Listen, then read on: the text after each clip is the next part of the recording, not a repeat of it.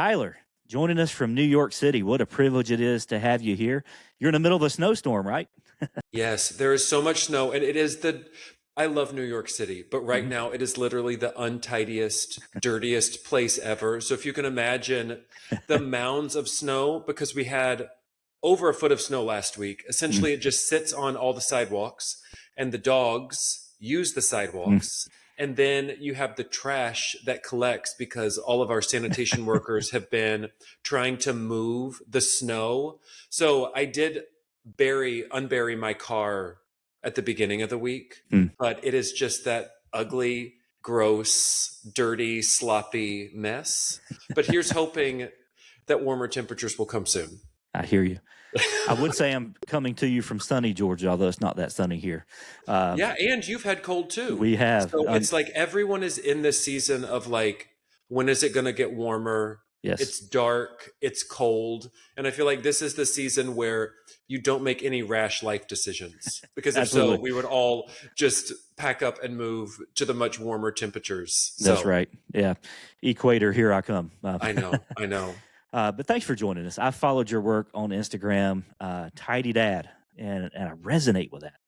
And I resonate with a lot of what you do. Your story of all the snow and all the things makes me anxious just thinking about it. And I know you're a lot of the same way. That brings you Hmm. some angst there, and that leads you to be Tidy Dad. But hey, before we jump into your work, I'd love for us just to get to know you a little bit better. Can you introduce us to who you are and kind of where you find yourself there in New York?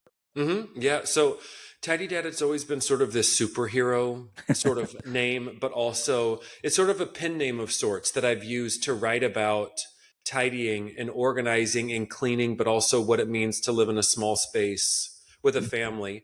My actual name is Tyler, but the T and the T sort of go together. Yeah, By day, I'm a New York City public school teacher. I'm a dad of three. I have three daughters, 10, 8, and 5. My wife and I have been married 18 years almost. We met awesome. the first day of eighth grade.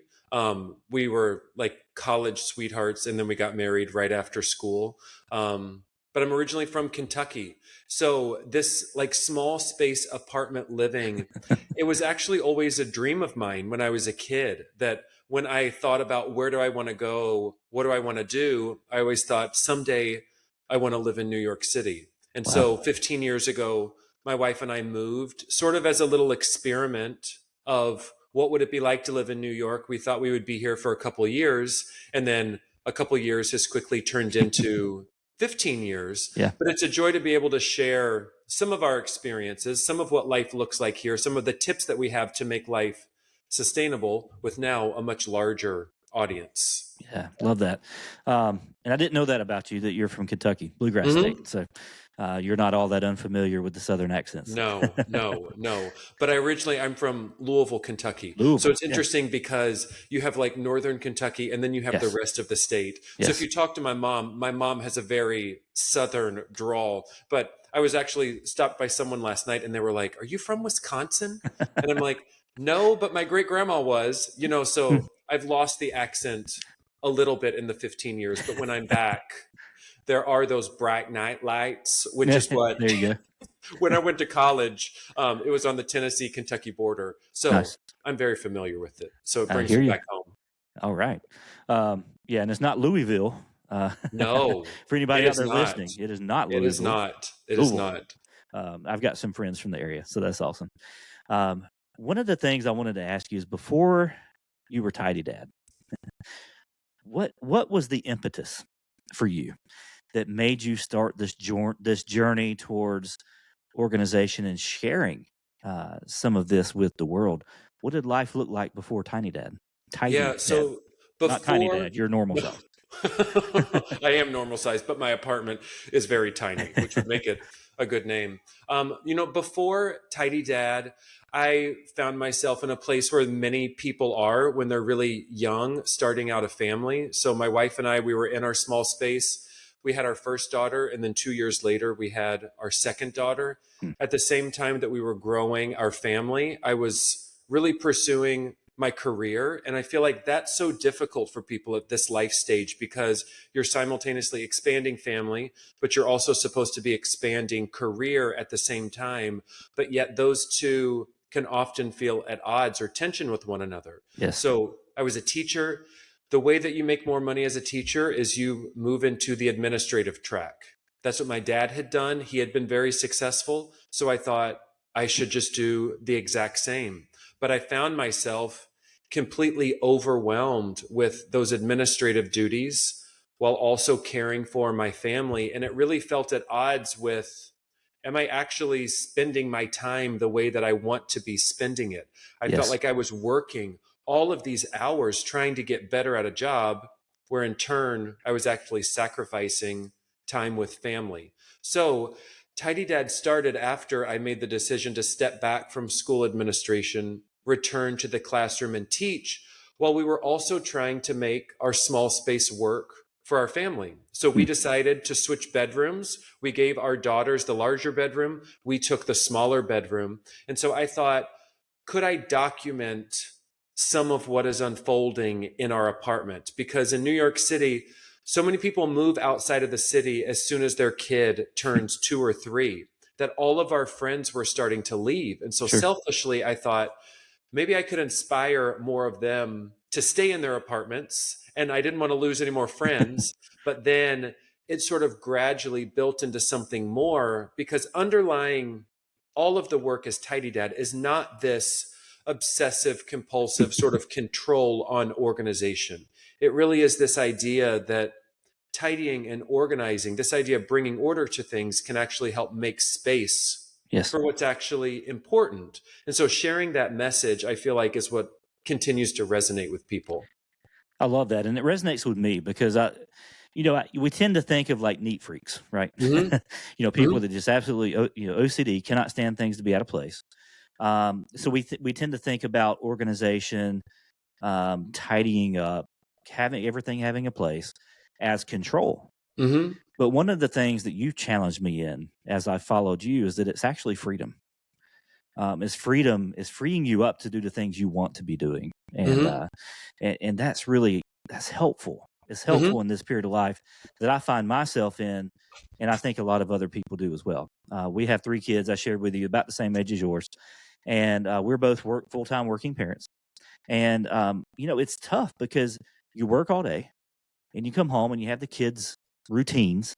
You've got the dinner routine, and then you've got the bedtime routine, and it feels like that's it between that and Right. homework. Right. That's that. And then you think through it, and you're like, okay, when are the things that have to be done? The laundry, the Hmm. picking up the toys, and all of those things. When is that going to be done? Well, a lot of times for us, it has been on weekends, and that's the time you want to spend with your family and that Right. quality time. And there just reaches a point where when you do that weekend after weekend after weekend, that you're like, why am I doing this? Hmm. Hmm. and Hmm. and really that's the freedom we're talking about, is a little bit every day, and we'll get into some of this, but a little bit every day buys you freedom on the weekends, buys you freedom when Absolutely. you want it. Yeah. Absolutely. And if you don't like doing the work, then can you somehow eliminate it or get rid of it? For example, Yeah. I don't personally, like my brother-in-law and my sister, they have 5 acres that they live on. They Hmm. have this beautiful farmhouse, but my brother-in-law has to spend almost 5 hours every Saturday in the seasons when grass grow mowing that yard. And Yeah. I'm like, personally, for me, I do not want that. If it brings you joy to take care of your lawn, then do it. Yeah. But if it doesn't, then just give up the lawn. And I always joke that like Central Park is our backyard, but it's always there. I can take my Yeah. kids to go and play, but yet I don't personally have to take care of it. And so I think that the more we can assess decisions that we've made, the types of work that we enjoy doing, the types of work that we don't enjoy doing, that helps to provide so much clarity and helps us make decisions that can impact other things in life. Well, and you mentioned the phrase "bring you joy," and I think to some degree you were influenced by Marie Kondo's work. Is Hmm. that right? Yeah. Can Hmm. you talk about that a little bit? Does this bring you joy? Does this spark joy? That has that feel of her. As I've read through some of her works, can you share how she's influenced you in some way? Yeah. So It's interesting because around the same time that I started sharing as Tidy Dad, Marie Kondo had a show on Netflix called Tidying Up with Marie Kondo, Yeah. which was really how many people in America were first introduced to Marie Kondo. She Right. obviously has her books that are worldwide bestsellers, but one of the prevailing things that I heard from people was that this didn't seem to be realistic with kids. Yeah. But what I actually found was that so many of her principles, as I was working through my stuff first, I feel like one of the biggest takeaways, especially when you're talking about that question of does this spark joy or not, it goes to that question of being able to assess what to keep or what to move out. Yeah. And I feel like that question, a lot of people make fun of it. Or, even as a Christian myself, there is this like, is this some sort of like voodoo question? That idea of holding the object and Yeah. asking whether it sparks joy, that idea of holding the object and saying thank you to it before you give it away. And Marie Kondo, I don't know what her religious beliefs are, but I actually, the more I think about some of the principles, the more I can actually reflect back on them Yeah. in my own Christian walk myself. That idea of gratitude or of thanks for the things that we've been given before choosing to sort of get rid of them. And I do feel like it was a practice at first that again felt really silly. But the more that I thought about, do I need this object for my life today? Am I holding on to this for some sort of sentimental reason, but it actually doesn't hold much weight or value?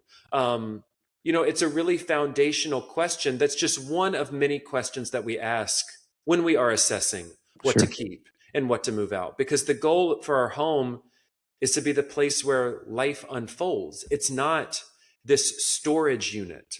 It's not this archive of everything that we've experienced in life.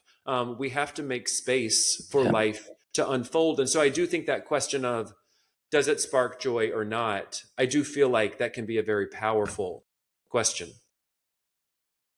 I do too. And that hits on, like you said, a lot of those Christian values of gratitude.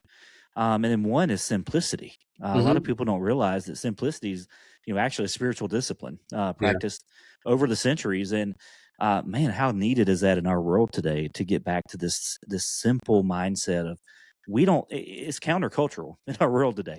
We don't need to have all the things. One of the things I shared with the group that I pastor recently is the idea that storage buildings are a multi-billion-dollar industry in America.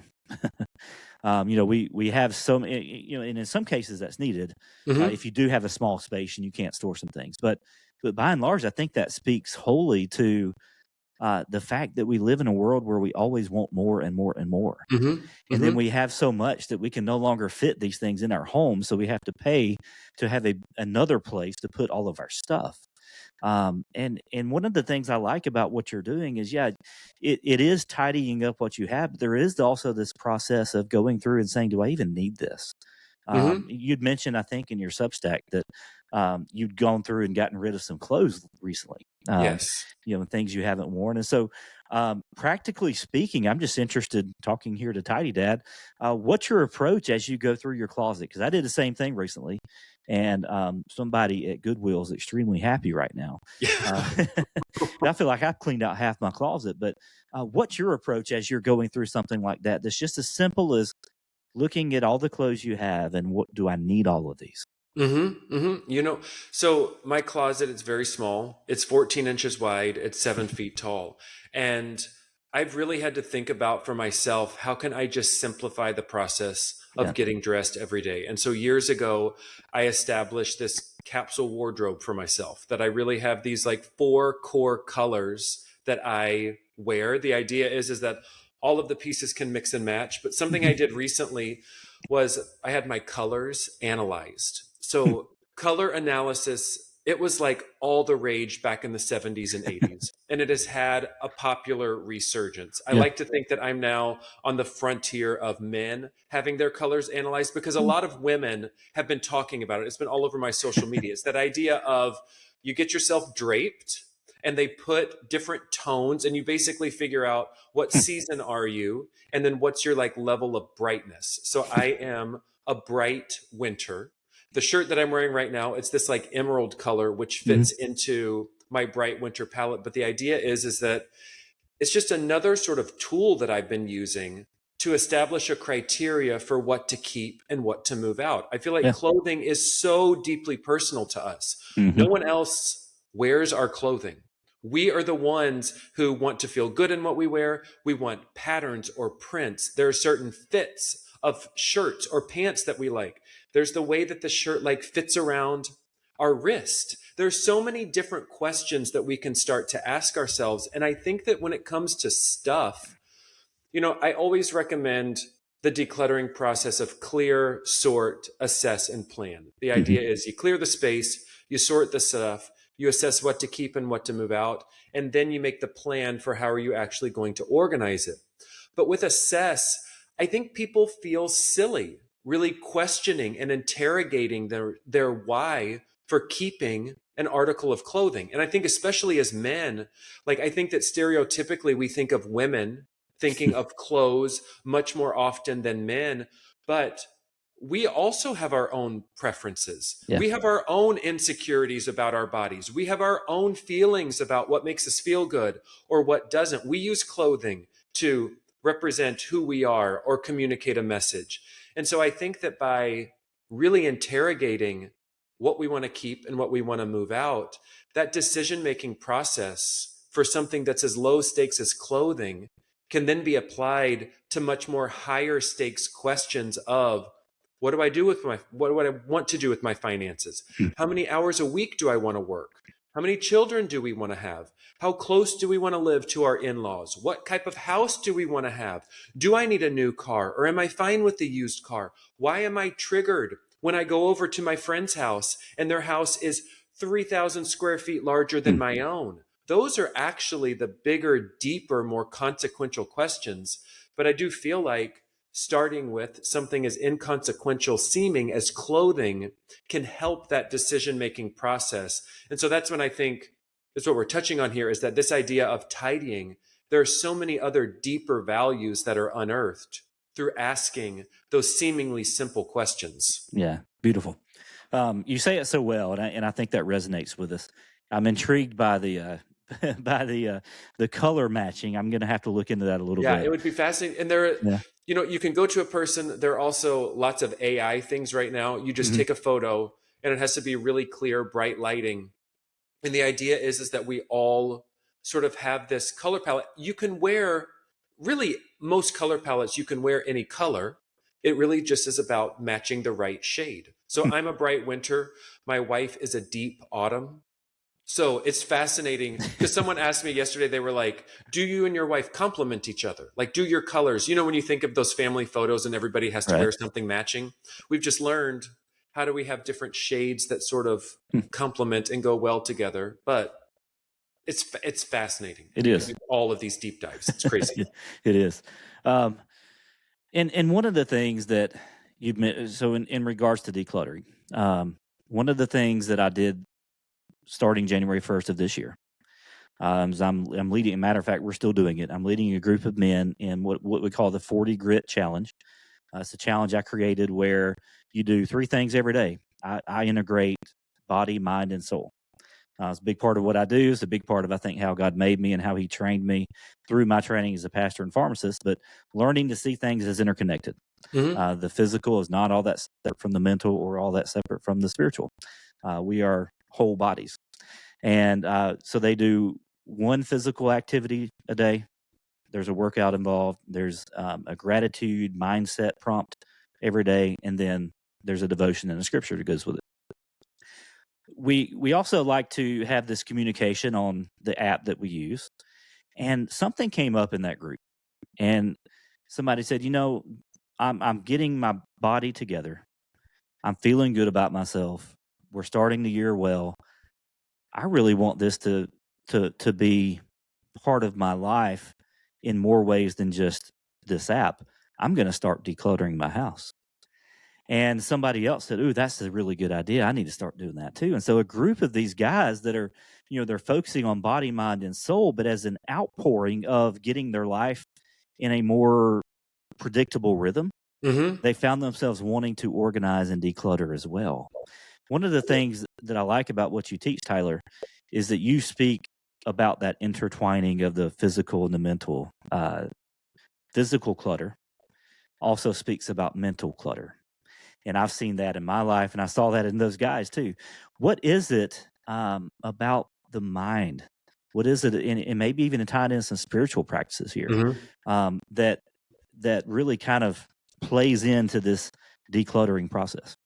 Well, I think that there's this huge misconception, especially with men, that men don't see clutter. And I Mm, think that I see it all the time on social media where it's all of these, I don't know who did these studies, but they say that there's this so much higher percentage of women who see clutter and how men basically don't see it at all. And I think that that's a huge misconception yeah, because I think that clutter, we all have different degrees of how much clutter can sort of impact us in our day to day life.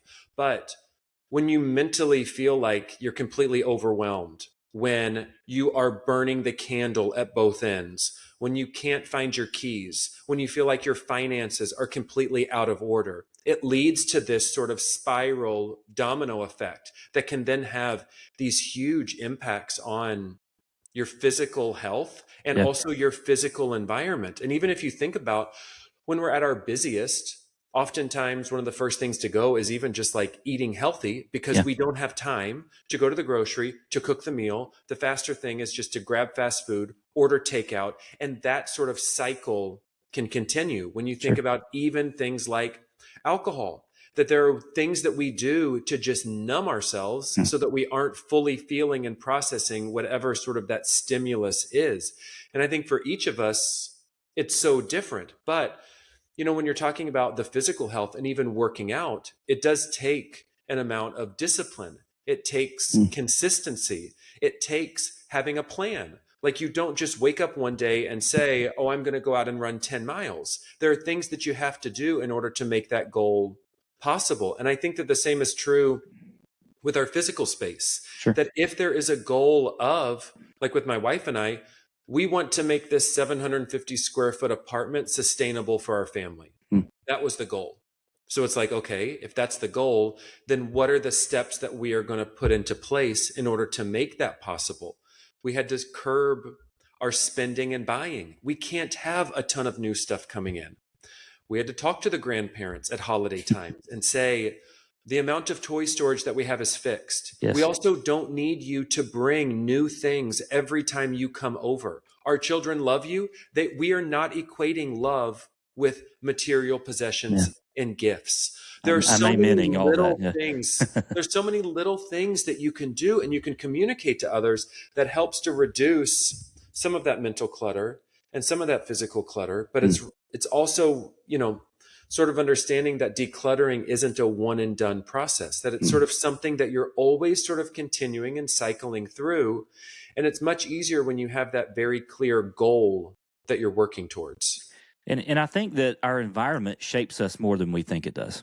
Um, you're right. When we get busy, our health, our physical health goes, our nutrition goes. We stop working out, and all of these things compound. But then you look around our houses, and our houses are much more cluttered as well. Hmm. All of those things go together. So to me, it's not shocking that when someone decides, "Hey, I'm going to get my life organized. I'm going to seek to be the healthiest version of myself, and I'm going to do that physically, mentally, and spiritually." It seems only natural that that would kind of pour out into wanting to change your environment to be a little more healthy as well. Um, Hmm. and I love how you kind of shift into that space where it's not just physical decluttering, it's not just organization for the sake of organization, but it really helps us make sense of our lives as a whole because our environment matters. And I think that's my philosophy around tidying up your life. And even for me, my first book was published last January. Hmm. And so I found, it was that 6 weeks post book being published that there was this feeling of Oh my goodness. I've just spent almost 3 years of my life pouring into this huge monumental project that I was so proud of myself for. But I remember physically, I looked back at a recording of myself. I was on the Today Show the week that my book came out. Hmm. And I looked and I was like, I don't really recognize that guy. I Well, felt puffy. I had on a shirt that I feel like really fit well, but yet I could see that when I like moved my arms, the like button would open up. And I was like, I just don't physically feel good. And hmm, so I brought on a personal trainer that he works virtually with teachers. He actually hmm, is based in Liverpool, so he's all the way across the nice. pond. But I was like, how can I sort of throw money at this in a way that holds me accountable? Sure. But a year in, 30 pounds later that I've dropped, I've transformed my life. And it is Awesome. interesting to see how when we let ourselves go, you know, we also let other things sort of lapse. But Yeah. I even told him like I can't spend hours at the gym. And so even one of my new practices that I just posted about was I largely work out in the mornings, but while my coffee's brewing, I've learned to do a 10-minute yoga practice. That there's Yeah. this guy on YouTube, Manflow Yoga, that I'm like, let me just, while the coffee's brewing, let me do this 10-minute yoga warm up that Yeah. gets me ready for my workout. Then I always clean one area of the house each weekday. And so I've started doing a little devotional time where I found this devotional podcast and it literally plays and I listen while I'm cleaning the bathroom or cleaning the kitchen. And then I move on to my workout. But we're not talking about inventing time here because we all have the same amount of time in the day, but it really is this gradual layering of routines that you find opens up this other mental space or clarity to do the things that you want to do. Yeah. That speaks a lot of the deeper things behind the decluttering, but you hit on something I wanted to kind of transition to for more practical things. You said you straighten a room every day during the week. That's Mhm. one of your big pushes, and I think that's one that we need to probably do better adopting in my house. Well, um, it's hard because, you know, the joke that I always make is when you become, obviously time, when we become parents, there's always that joke of like, you have that coworker who doesn't have kids and they're like, oh my gosh, I am so tired. And when you right? become a parent, you're like, literally, time is yours. You have Yes. no one waking you up. You have no one screaming. You don't have a baby. So it's like, why are you saying that you're tired? But people are able to be tired. But, we used to do those marathon Saturday cleanings, and we Yeah. touched on that a little bit earlier. But if you're a parent, you're not going to do anything for a sustained period of time. You can't, let alone cleaning. That we would start cleaning, our 2-year-old would make a mess. It was just overwhelming. So that's Yeah. when I started could I clean one area of the house each weekday? Hmm. So for the past 7 years, I cleaned the bathroom on Monday, the kitchen on Tuesday, the living area on Wednesday, the bedrooms on Thursday, and the playroom on Friday. I can wake up in the morning and I just instinctually sort of like get started. And I'm talking about like the deep sort of like scrubbing, like cleaning the baseboards, wiping stuff down. But I feel like doing it every week, stuff doesn't build up. Like I'm Yeah. able to see what maintenance needs to be done. Someone did ask me, they were like, I can't believe that you're cleaning your bathroom again. And I was like, I think that we should, like, we do touch ups because we do have one bathroom between our family of five. But Wow. I was like, I don't think that it's weird to clean your Hmm. bathroom once a week. But that sort of rhythm, Yeah. it just works for our family. Yeah. There are chores that my children take on. My wife and I divvy up, the grocery shopping, doing laundry, what making dinner looks like at night. But Hmm. we have conversations around how are we going to divvy up all of this work because there is so much that needs to be done. But I do feel like taking the big task, divide it out over the week, just makes it feel a whole lot more manageable than waiting until the weekend when you're just worn out and exhausted. I love that concept, and it kind of brings to mind the saying that a little bit every day is a task, and a lot at one time is a chore. Yes, And yes. it takes it from that marathon chore to sustainable little tasks. And what that does the beauty of it all is what that does is it buys you back your time Hmm. when it matters the most. Well, and I had someone, they were like, that's great that you can clean your house in 15 minutes a day, 750 square feet, but what am I supposed to do with 5,000 square feet? And I'm like, you're gonna have to increase the amount of time that you spend cleaning. Like, Not, I don't think yeah, that people often, I think that there is, especially in American culture, there is this American dream of you pursue as much square footage as possible. yeah, But I don't think that people actually think about what is the cost of that going to be between mm, time and energy and resources and overall impact on your life. So if you want to clean a 5,000 square foot house, then buy the 5,000 square foot house. yeah, But if you don't want to, then don't, and be firmly okay with naming to people, we live in a 1,500 square foot house. We love that it gives us X, Y, or Z, and we don't desire more. And I think that the more people, and it goes back to the simplicity that you talk about, yeah, I think the more that people sort of share and justify sort of the reasons why they have simplified certain areas of their life, I think that it gives other people freedom to say, well, you know what? Maybe I would like to do that too. Or, you know what? This area of my life, I don't really care about. I'm not a car guy. So I yeah. don't need the latest, newest car. I don't want to take care of my yard. So we have a really small 1/4 acre lot, and I'm totally fine with that. I don't want to commute an hour to work every day. So we've decided that we're going to have a house in certain neighborhood so that I can have a walking commute or I can drive 15 minutes. All of those are decisions that we can make. Yeah. And I think we have to give ourselves freedom to do that. I think a lot of people find themselves in a place where they've tried to please people so much that now they find themselves in a life they don't like. Hmm. Um, and Dave Ramsey says it best, I think. And like him or leave him doesn't matter. Yeah. But I like this part. He says we buy things we don't need with money we don't have to impress people we don't like. Hmm. Hmm. And that's what that reminds me of is just, we're trying to keep up with the Joneses. We're trying to outdo our friends and our neighbors, and we want to have the best and the biggest and all of these things. And at the end of the day, is that really what's going to, and I'm going to borrow the term, bring you joy? Hmm. Is Hmm. that really what's going to bring you the most meaning and satisfaction in life? And No, if it's because not, it's not too there's late to change. always more. There's Yeah. always more.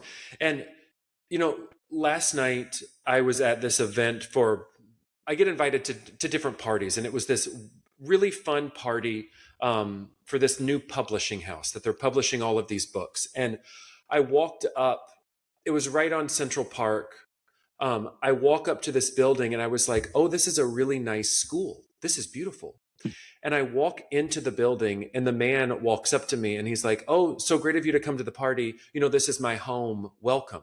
And I was like, what are you talking about? So Wow. then I put in the address, as one does. You put in the address into Zillow. So I put the address into Zillow Yeah. and I realized that I was standing in a $23 million apartment. Mm. And I walk in and like there was this beautiful spiral staircase that I couldn't even see the end of, that I was like, Wow. this townhouse has like 6 or 7 floors. And I was like, instead of wallowing in, oh my gosh, I have a 750 square foot apartment, I firmly was secure in the decisions that my wife and I have made for our family. And it's not to say that that man has sacrificed self or his children or his wife. I don't know what he did to make that money, but it was so nice to stand in that beautiful apartment and simply say, this is a really beautiful space, Yeah. and leave it at that. There was not jealousy. Yeah. There was not, oh, I wish I had this. When I walked back into my apartment, there wasn't this feeling of, oh my gosh, I'm not as good as him, Mm. or I don't have as much worth. It's so nice to walk into a $23 million apartment and say, that's really nice and beautiful for them. And he Yeah. had a really pretty couch and a Mm. really pretty chandelier and really great food, and leave it at that. Yeah. And be glad you don't have to clean that. And be glad that I don't have to clean it or walk up and down all of those stairs. But Right. his dining room did have those secret doors, that like Yeah. that like it was beautiful and wallpapered and you could like barely see the outline. And I was like, Okay, That's maybe cool. someday I would like a secret door. Yeah, but I can do that in my house. But So I can do that in my house. Yeah. I love it. It's being content. Contentment is kind of the big thing here. I think Yeah, so. And it's a conscious choice that you have to make yeah, because daily we are confronted with it's these little stimuli that can trigger this feeling of I'm not good enough. I'm mm, not worthy enough. I'm not as great as so and so, or the feeling of, oh, but I wish I had this, or the if only I work a little bit harder, if I do a little bit more. But it right. is, how do you become so securely grounded in your why, or the what is my definition of just enough? That's Yeah. really what is freeing, because you can securely name to others, that $23 million apartment would be really nice, but I'm Hmm. actually very content with my 750 square foot apartment. Yeah. That is a huge moment. Absolutely. And again, that's countercultural, but that's something that's within our ability, and I think that's what we're striving towards.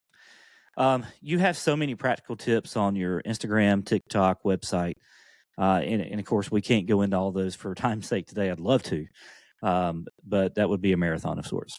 I do want to ask you this: out of all the hacks and tips and the different things you put into place, which one do you feel like has had the biggest payoff in your life?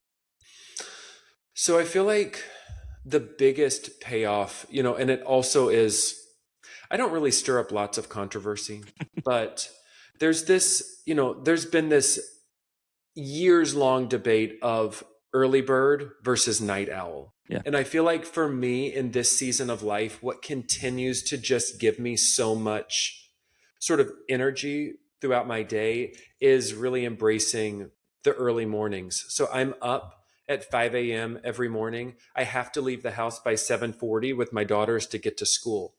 But it goes to this idea of first fruits, that I feel Mm, like I'm giving myself the first fruits of the day, and I'm caring for myself before I'm on for everyone else. yeah. Because there was a season where I woke up when my children woke me up, and I remember them like prying my eyelids open saying, "Daddy, it's time to get up." Yes. But the problem is that day to day, I never knew when they were going to wake me up. Hmm. Sometimes it was 4:30, sometimes it was 6, and I feel like I myself wasn't on a consistent rhythm. Sure. So, years ago, I started beating my children to the wake up clock.